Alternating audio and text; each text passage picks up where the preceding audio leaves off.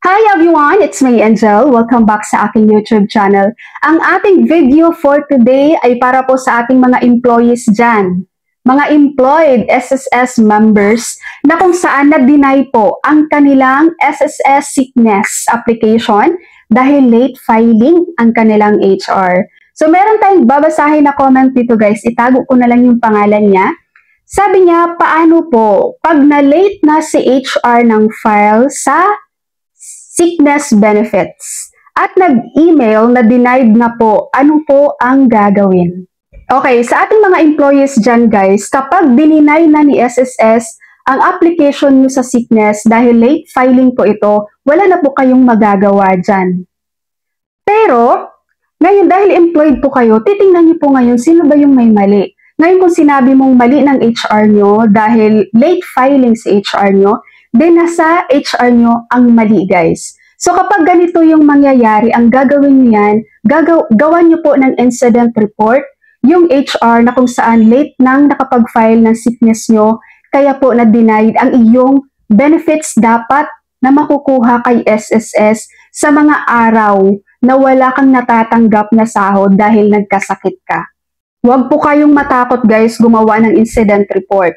So, gawa ka ng incident report, isubmit mo po yan sa iyong supervisor, sa superior mo. Ngayon, siya naman ngayon ang magsasubmit sa HR manager para maimbestigahan na nila, mabigyan nila ng notice to explain yung HR na hindi or na-overlook ang iyong application sa sickness, guys. Kaya na-deny ni SSS. Hindi porket HR ay pagbibigyan na sa mga ganitong pangyayari, guys. As an HR, magiging responsible pa rin tayo doon sa mga applications ng mga employees natin sa SSS. Dahil si employee, walang choice yan, kundi sa HR mag-submit ng sickness dahil hindi yan sila makadirect kay SSS dahil sila ay employed. So dadaan talaga yan sa HR at si HR ang mag-submit niyan kay SSS. Meron akong i-share guys na incident sa ganito. Nung nag-work pa ako as an HR, meron akong dalawang tao na under sa akin. Yung isa yung may hawak ng compensation and benefits. So, meron kaming employee na nagkasakit, nag-notify siya agad doon sa HR ng kanyang sickness notification. So, ang nangyari, itong si HR namin, na-overlook niya. Yung file niya ng sickness, guys, nalagay sa ilalim ng mga file niya at hindi niya naalala na dapat pala meron siyang notify sa SSS, meron siyang i-submit na sickness notification ng tao namin. So, ang nangyari guys, nung in-apply niya na yon, denied. Hindi na in-accept ni SSS dahil late filing. So, yung employee, ang ginawa niya, nagtanong siya, ma'am, bakit paano po na-late yung sickness ko sa SSS? On time naman akong nagsasubmit. So, ang nangyari dun guys, as senior HR, gumawa ko ng incident report. Kasi hindi mo pwedeng baliwalain yung employee na nagre-reklamo sa sickness benefits niya with SSS na wala siyang nakuha. So, gumawa ko ng incident report, binigay ko dun sa isang tao ko na may hawak naman ng employee relations, mga cases. So, pagbigay ko sa kanya ng incident report, gumawa siya ngayon ng notice to explain at binigay niya doon sa HR compensation and benefits namin. Ngayon, yung tao ko na yon sa HR and compensation and benefits, nag-explain siya doon sa notice to explain na binigay sa kanya. At in-accept niya naman na meron talaga siyang mali, na overlook niya yung file at hindi niya na-file kay SSS.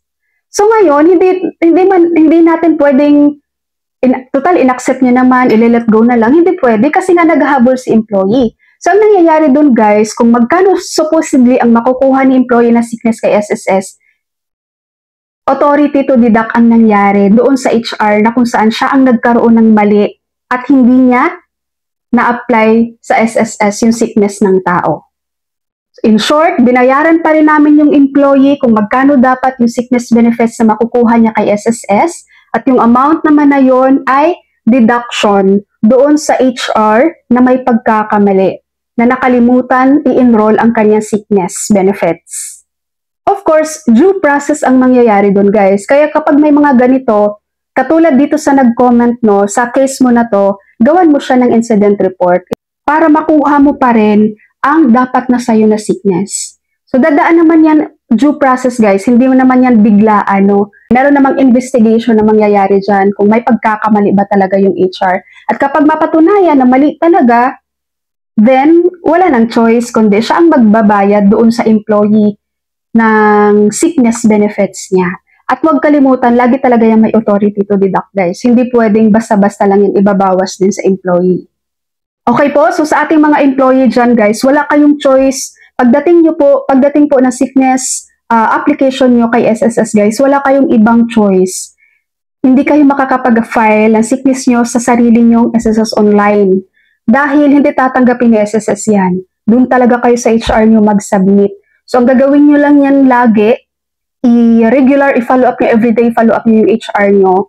Tapos ihingian nyo siya ng update para hindi niya makaligtan at para hindi ma-late filing ang inyong sickness. Dahil once na ma-deny yan ni SSS dahil late filing, hindi nyo pwedeng ipaglaban yung kay SSS eh. Denied talaga yan. Okay, so sa ating mga employees dyan, kung may natutunan kayo sa video na ito, please share this video po. Maraming salamat sa inyong panonood and God bless you all.